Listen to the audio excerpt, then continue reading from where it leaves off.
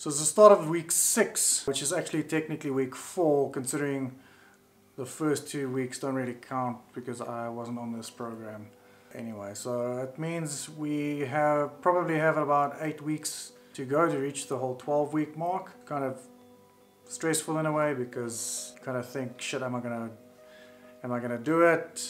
Will there be a difference? Am I gonna look like a dickhead? All of these things.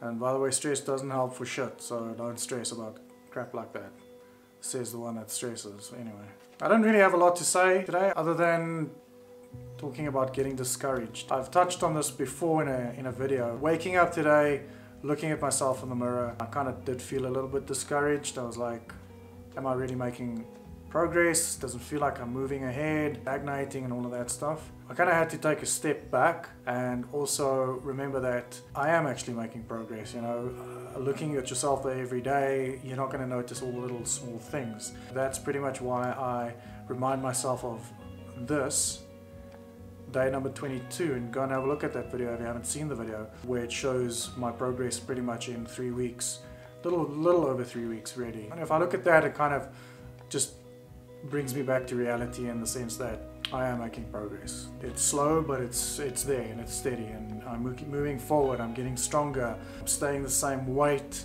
which is great. I'm not losing weight. I'm not picking up a hell of a lot of weight in terms of fat or anything like that. I'm getting stronger, fitter.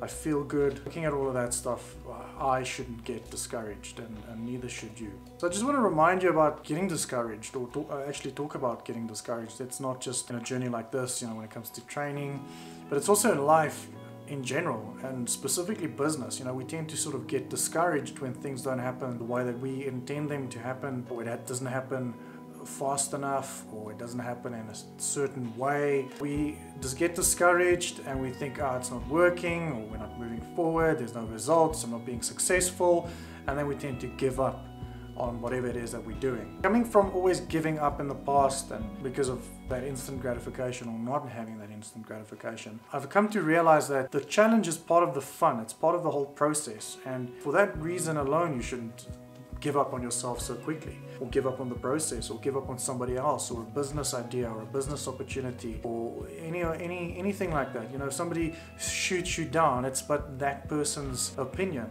Don't get discouraged so quickly. Take it as a challenge and move with it. Make it fun, make it eventful, make it work for yourself, and you'll see slow and consistent changes. It will eventually happen if you don't give up.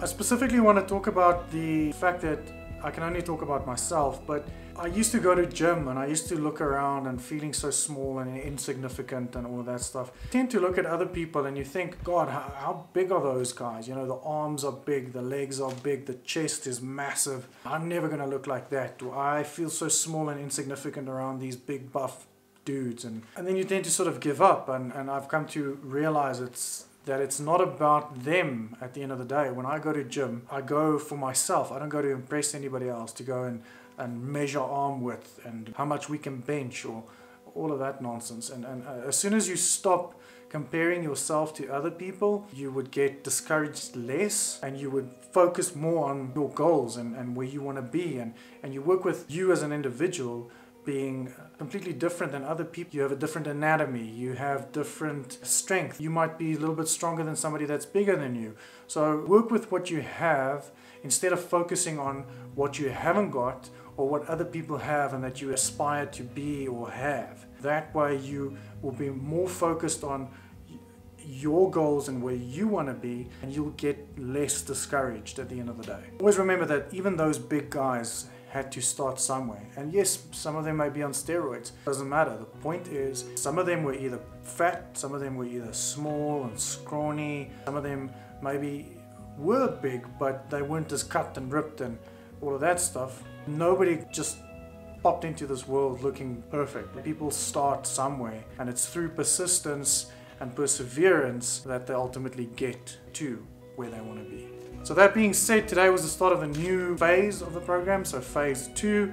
It was split up a little bit differently. In the past it used to be chest and biceps. So on Monday now it's chest and calves. The program didn't have any calves in previously, but I spoke to the coach and I said I do need some calf workout because I don't want to look like those potato men that are big at the top and absolutely nothing at the bottom. That just looks ridiculous. All of those people are idiots. If you look like that, I'm sorry, but you're an idiot.